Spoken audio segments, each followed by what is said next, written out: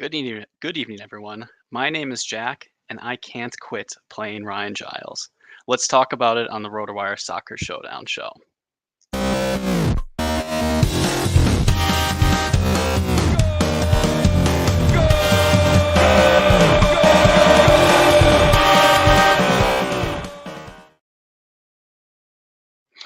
What is up, everyone? Jack here. I'm here to talk about Friday's showdown of the week. It's a pretty mid matchup, but we have pretty good contests for it anyways, so it's worth breaking down.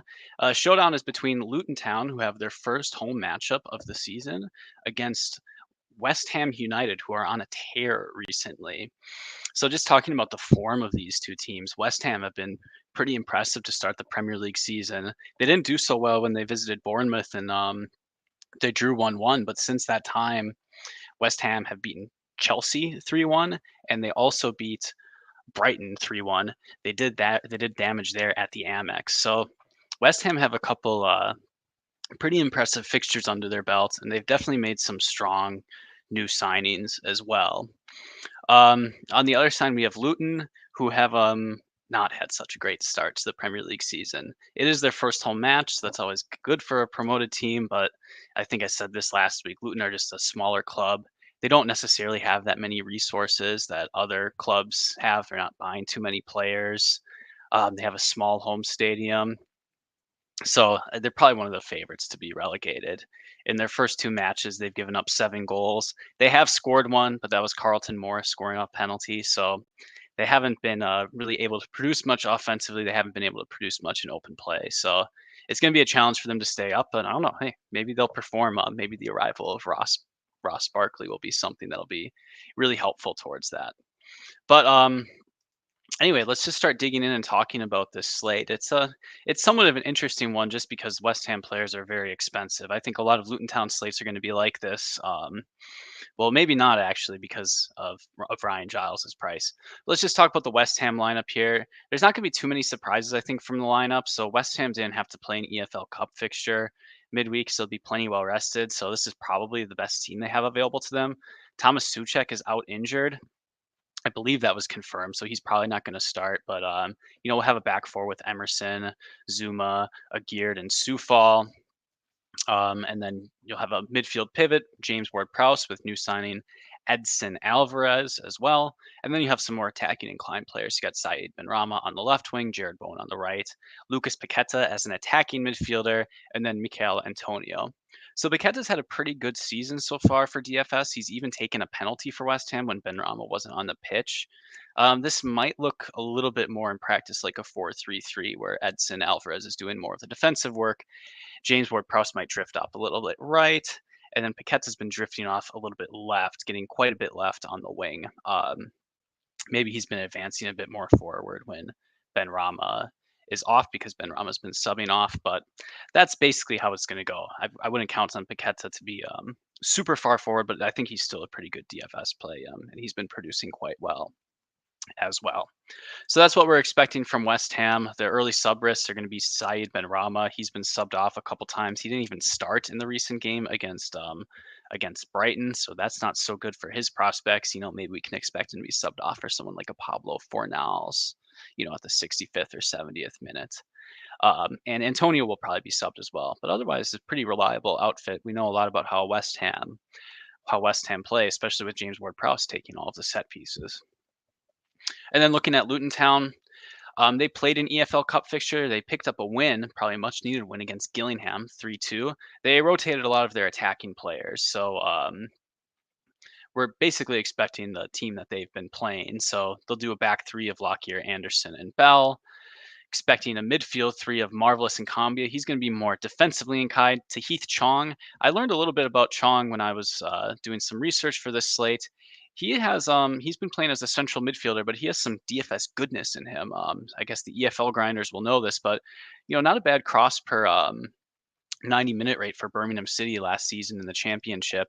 And he's a player who will play in the midfielder but might drift out right. And if Luton have the ball, which they probably won't against West Ham, he has some attacking chops at 5,600. So that's mildly interesting. We have Ross Barkley. He'll be in the midfield as well. And then wingbacks Ryan Giles and Issa Kabore. both fairly forward inclined. We'll have Elijah Adebayo, who's probably going to be subbed early, and then club captain Clinton Morrison, their penalty taker. He'll be leading the line for them. Just looking at the odds, Luton are at home, so West Ham are going to be dinged a little bit, but West Ham are definitely minus money favorites to win. 37% clean sheet odds aren't exactly awe-inspiring if you're thinking about playing someone like Areola, especially on the road. And the implied goal total of 2.77. I guess what they're saying, I guess the odds are just predicting, West Ham in a lot of game scripts are going to win this match 2-1. But I don't know, not much surprises there. Maybe that's even a little bit disrespectful to a West Ham team who have earned 2 good wins recently. But maybe it takes a while for models to pick that up into account. With a goal total like this, we don't really have anyone who's like a screaming favorite to score a goal. All these West Ham forwards are capable of scoring a goal, and none of them really dominate from that end. So Mikel Antonio at plus 180 is the favorite, but that's not so much worse than Jared Bowen or Said Benrahma, just about 5 percentage points. So I don't think it necessarily means that we're going to prioritize any specific player just because, so many times they score a goal. I definitely think we want to play forwards from West Ham, but we don't have to play Antonio just because he has the best goal scoring odds. And then combing through, this is a situation where the set piece situation is actually quite easy to digest. So looking here, Ryan Giles, he's basically taking everything for Luton Town. So he's taken every single corner so far for them in Premier League play. He's taken free kicks. It looks like Ross Barkley, he did take set pieces in France when he played there, so he might take some of the free kicks. He could eat into Ryan Giles' workload a little bit, but it looks like he took indirect free kick. And it looks like Giles, a bit of a specialist, taking most of the corners. One thing that's worth pointing out in the EFL Cup fixture, Alfie Doughty started as a right wing back opposite of Ryan Giles, and Doughty took 3 corners from the right side. So it worked out that Giles in his 60 minutes didn't exactly get any corners. So if Doughty starts, that's going to be a huge ding to Ryan Giles. I don't think that's going to happen, but that's something that we can keep in mind a little bit later. Like if Doughty and Giles are on the field at the same time, it's probably going to be a split, even though the numbers in league play have said that Giles is going to be a monopolist. But I don't expect Doughty to start, and I expect Giles to take most of the set pieces. And at 6.6K, we might be thinking, oh, Giles is getting a little bit expensive. He's still quite cheap. He's racked up in his previous 2 league appearances. In his first appearance against Brighton, he had 15 crosses. In his second appearance, um, I think they were playing Chelsea. He had 10 crosses, and in the League Cup in 60 minutes, he just racked up 7 crosses. I even took down the touches as he was going there as well. So like 48 touches and 15 crosses, 44 touches and 10 crosses, 39 touches and 7 crosses. This is a player who's like crossing about 20% of the time when he touches the ball. So basically, he grabs the ball, and if he's anywhere forward, he has one thing on his mind. He's going to want to try to whip a cross in. That's extremely friendly for DFS because West Ham are not going to completely dominate possession.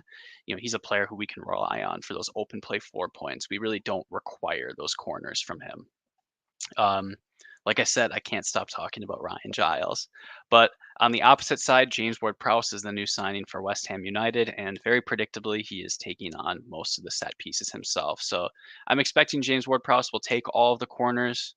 If Jared Bowen in a tighter game where West Ham are trying to hurry is going to take some of the right-hand side corners, I wouldn't be too terribly surprised. But again, Ward-Prowse is a bit of a specialist. I think in most game scripts, he's going to end up taking just about every single one of the corners. Luton Town's penalties are taken by Carlton Morse, who's quite expensive on this slate. I think he's 8,600. And then just one last piece of news before we start kind of dealing with the DFS goodness. I'm not really sure what West Ham's penalty situation is. At the end of last season, we had Said Benrahma. He was taking penalties. Jared Bowen lost the duty, but Said Benrahma gets subbed off early. And in their second match of the season, I was against Chelsea. Lucas Paqueta took one of the penalties in the 95th minute. That was while Jared Bowen was still on the pitch, and James Ward-Prowse was also subbed off at that moment. So if you look at goal odds, it seems like the bookies are at least pricing in James Ward-Prowse has some outs towards penalties because he's just not that forward of a player. So that seems a little bit juiced. So maybe Ward-Prowse will take penalties. Maybe there's a blurb out there that might be able to help us. Someone let me know if that's the case. Otherwise, it's a bit of a question mark. I wouldn't be surprised if it was Benrahma, Paqueta, or James Ward-Prowse. I would guess it would be Benrahma if he's on the pitch, but like I said, I don't quite know. All right, let's see if there's anything in the chat. Nothing. Fantastic. All right, let's start digging into how we want to maybe approach this game from a cash game sort of point of view. And the first thing that I tried to do, I thought it was a really natural guess is, well, we have a pretty big favorite in West Ham, and we have a monopoly set piece taker, James Ward-Prowse. Look, he's 11.2K, but that's a pretty good price for a set piece monopolist in a game where West Ham should dominate. Like I said, Luton Town have been leaking goals. So you might be inclined to captain him, but salary dries up really quickly. Um, Jared Bowen at 12,000, he's on a tear lately. So he had a goal and assist in the last match. Is doing pretty well. He's a bit more active than usual. I think he even scored the goal for West Ham in the opener against Bournemouth. So that's probably being priced in his recent goal and assist tallies. But 12,000 for a player I don't really expect to play a major role on set pieces, that's really rich. I mean, you're basically playing for a goal at that point, but his goal odds are about like plus 250. So I'm not so sure he's a must in cash games, although he would be nice. And if you click James Ward-Prowse and Jared Bowen, you're going to quickly run out of salary. You're not going to be able to afford someone like Benrahma, and you're not going to be able to afford someone like Paqueta. You'll definitely have to start spending in the middle range of players. So as it stands, I think that Bowen is a little bit too expensive in cash games, unless you do something a little bit different at your captain spot, which I can get into. So what I ended up doing just to kind of make a dummy cash lineup is, well, Benrahma, even if he plays 70 minutes, it should be one of the best spots of him for the whole season playing against Luton. At 10K for 75 minutes, I guess I can deal with it, especially if he has a shot at taking penalties. And I also included Lucas Paqueta in there as well. And I'm thinking, at first I thought that was a bit of a shoe-in. I mean, we look at the cheat sheet and he has like 11.3 floor, but I'm not so sure. I looked at heat maps on other sites that keep track of that sort of thing, and he's not getting that much forward. And if you inspect his game logs a little bit more, there's some fragility in here. So he has this great 13-point floor game, but he had 7 tackles won and 4 fouls committed and a yellow card in that game. So that was a somewhat volatile performance, like not racking up a huge number of shots, mostly picking up his points based on defensive peripherals. This game right here against Chelsea, that's more of a 9-point floor. I mean, he did have the goal, so you could call it a 7-point floor, but it is a 9-point floor technically because he does get the shot on target. But yeah, that's definitely a little bit weaker. And then again, he was subbed off a little bit earlier against Brighton, and that's an 8-point floor that he tallied up. So he's a little bit expensive. I'd like to see him a bit more forward, a bit more active. Maybe that's the wrong take. Maybe Paqueta is a bit more involved forward in the attack, and I have the wrong read on the situation. But it is definitely a steep price to pay. But I think I'm inclined to play him nonetheless. So you can do something like James Ward-Prowse, Benrahma, and Paqueta. That's one way that you can fit 3 studs. And then you're going to be left in a situation where you have to punt twice, and you have a choice between a player like a Ryan Giles or an Areola. And I actually think that this type of decision is fairly straightforward. I don't really want to play West Ham's goalkeeper on the road when they only have 35% clean sheet odds. I mean, you could easily just kind of vibes based analysis. You know, it's Luton's first home game. You have to feel like that gives them like a little bit of an extra edge to score a goal. So it's just going to be like not the best spot. You're paying 7,200. Who knows how many saves Areola is going to be racking up in case that clean sheet fails. That feels like an awfully fragile range of outcomes. Like there's going to be a bunch of them where he scores 3. There are going to be a bunch of times where he does get that clean sheet. He scores like 12. And then a lot of times maybe he's scoring something like 5 or 7, you know, West Ham win 2-1 type of situation. He only gets 1 save. That's a bit too volatile a range of outcomes, I think, when you can play someone like Ryan Giles, who's been crossing so much from open play. He's going to pick up a few shots assisted because of that. Maybe he'll get a shot. I don't know. You tell me that there's a wing back who takes most of his team set pieces and just whips in crosses on sight. I just feel like that's an awfully good play. Um, the Ryan Giles game logs have looked really incredibly good. Um, in his first match, 15 DraftKings points, and in the other one, 12.5. So I think it's a no-brainer. I don't want to play Areola at the expense of Ryan Giles. You can try to look at more balanced lineups that also include Areola with Ryan Giles, but if I can only play one, like in this current template lineup, I am going to play Giles. And truthfully, I'll probably just play Giles in every single one of my lineups. Um, but yeah, if you do a script like this, you play James Ward-Prowse and then two of the premium West Ham pieces, Ryan Giles, you're going to be left with 2 punts. And truthfully, there's nothing really inspiring from the point of view. You could play Edson Alvarez at 3,400, and that's just because he's on the favorites and might get an assist or goal on accident. That could happen. He also just could have 1 point with a yellow card and not really contribute anything. Um, I don't really want to play someone like Marvelous and Combia, defensive midfielders. Yeah, we're looking at defensive midfielders or center backs are the only plays below 4K. So I don't know. I guess we'll see a lot of it might be a slate where like Kurt Zuma is somehow chalky just because he's an achievable center back at 3.6K. But I don't really have any good advice for that type of situation. I think if you're playing cash, just I would try to go for a center back just in case they get the clean sheet and I'm not playing Areola. But otherwise, I don't know. Good luck. I think some people will try to play Elijah Adebayo because at 4,200, he's starting to get awfully cheap for someone who is playing in a forward role. If he gets 65 minutes there, but there's absolutely no floor. I think you're looking at, in 7 matches and 6 of them, he's just gonna get 3 points for you and kind of be an anchor to your lineup. And then in other games, maybe he does a Cavani and scores a goal, and then Luton Town have to defend for the rest of the game. So there's just going to be a lot of game scripts where he's not doing anything for you. I'd be inclined to pivot from that, but I certainly understand if you want to play the min price Mads Anderson, and then so that you can play Elijah Adebayo. But again, I'd rather just have more exposure to West Ham pieces that could participate in a goal because West Ham are more likely to participate in goals. So that's one approach that we have to cash games, and truthfully, I thought that was a little bit dull. You're making a lot of choices between, this lineup I mentioned. It neglects someone like a Mikhail Antonio, which might make someone a bit nervous. You're not playing Areola. You're really relying quite a lot on someone like Saeed Benrahma, or you're making quite a big sacrifice to fit someone like Jared Bowen in your lineup. And it just feels like it's not the best way to gain exposure to the West Ham attack. So what I started doing was I looked at this price that we have for Ryan Giles. I just imagined, well, I'd be pretty happy if Ryan Giles scored 10 floor points because truthfully, the West Ham players don't have massive, 18-point floor points in them. So, I mean, famous last words, I guess James Ward-Prowse, if West Ham get a ton of corners and dominate the game, James Ward-Prowse could rack up a massive floor, and I would regret saying that.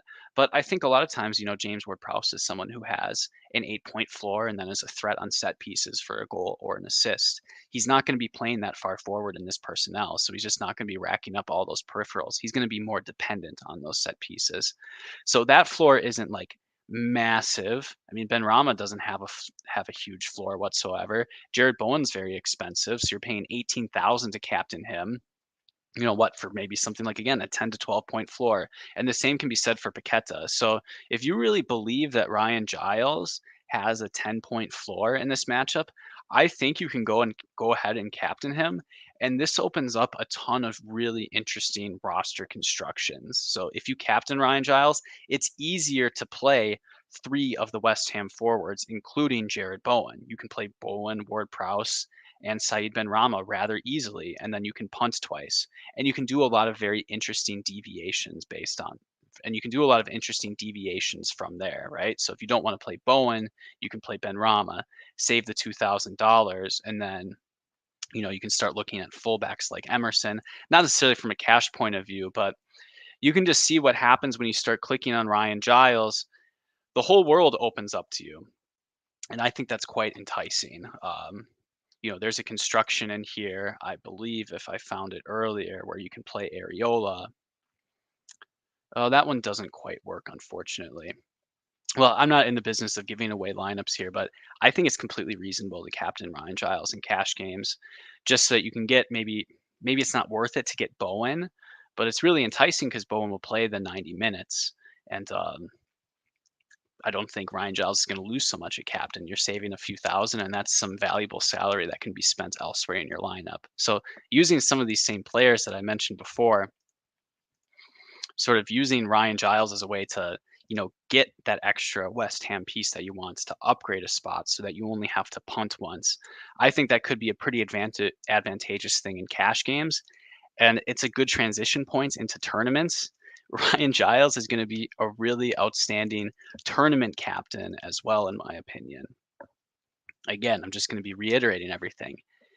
He doesn't need a goal to achieve to achieve a huge floor, right? So he can just cross 12 times in this match, get 12 points, and you're looking at 18 points from your captain. I'd be fine captaining Ryan Giles and playing five West Ham players behind him. I'd be fine captaining Ryan Giles with five West Ham players, and one of those is the goalkeeper, Areola, just because it allows me to get so many different combinations of West Ham players that captaining one of the expensive ones can't quite get you. So it's going to be perfectly reasonable in tournaments. If you want to captain Bowen, go ahead and captain Bowen. Do the same thing for Benrahma, Paqueta, or even someone like Antonio. You can use sort of the cash templatey lineup to make that work. And those lineups are going to be really successful when the player that you captain, has a pretty solid floor and then gets a goal. Or maybe for someone like Antonio, he gets a goal and assist. So when you're looking for one of those like very exceedingly good outcomes where one player does much better than the other West Ham players, that's when you're going to want that sort of lineup. But in a situation where the game ends 2-0 and Bowen scores a goal and Benrahma scores a goal, James Ward-Prowse does pretty well on set pieces, and someone random grabs an assist. No one's really going to score a massive amount of points, but captaining someone like Ryan Giles is going to be a way that you can get a lot of reach in your lineup.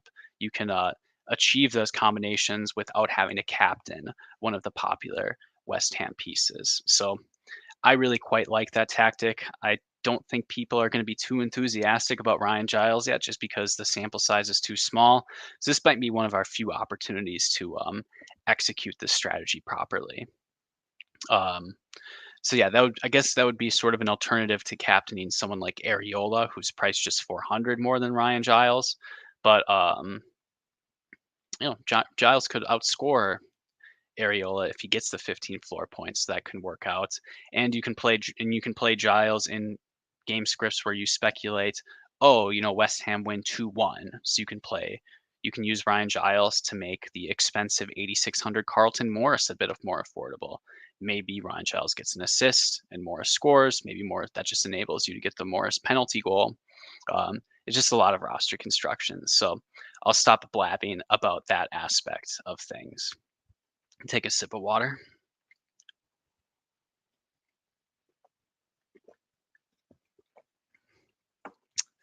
I meant what I said at the beginning. I can't quit Ryan Giles. I mean, I'm not really sure how else you're going to want to play the showdown necessarily. I think it's pretty clear that you're going to want to hunt for the correct combination of West Ham forwards. Maybe you can look to a substitute goal. So, I mean, how expensive is Danny Ings? Ryan just chopped a GPP where he played a sub, so that could be someone who's reasonable. I mean, you could, outside of these like gigabrain strategies, like playing a Danny Ings, you're going to want to find that, right grouping of West Ham starters. Um, you're going to want to find that right grouping that, contributes all of the goals and the assists. And then hopefully you figure out the peripheral points. I think Giles will be an important part of that. But yeah, you're probably going to need to get lucky on your punt. You're going to want to have the center back. Is Aguerd or Zuma going to score the 7 points versus 3 points? You're going to have to get that decision right. Who on the bottom is going to be correct, because I do think you're going to have to punt once in an uncomfortable spot. But otherwise, it is just finding that West Ham combination that wins. And there's a lot of ways to do it, whether it's through a Giles captain or captaining one of them directly. Yeah, I think I've blabbed quite enough about this slate, and yeah, I'll leave it at that. So what do we have planned this weekend? We have we'll have the show. So I think Ryan and Adam will be doing a preview of Saturday's 4-game Premier League slate. I'll be working on the article for that tonight. That should be posted on Friday. And then we'll be in the Discord talking about, all weekend's Premier League slates and all sorts of small niche things going up. We cover a lot of things at RotoWire with the cheat sheets and stuff. You'll notice that, there's Serie A Showdown, there's La Liga, really interleague, everything under the sun. So, please do the whole like button and subscribe thing. But if you're not already a subscriber, you're not already part of the community, we have a lot of fun. Hit the link below, rotowire.com/soccer trial for your free trial. Join us in the Discord, and I think it would be a great weekend to see what we offer and give us a shot. So hopefully you consider that. But otherwise, I hope everyone finishes second place in the contests I enter. I'll be throwing a couple into the showdown of the week. And if I'm not in it, I do hope you win. So on that note, good luck, everybody.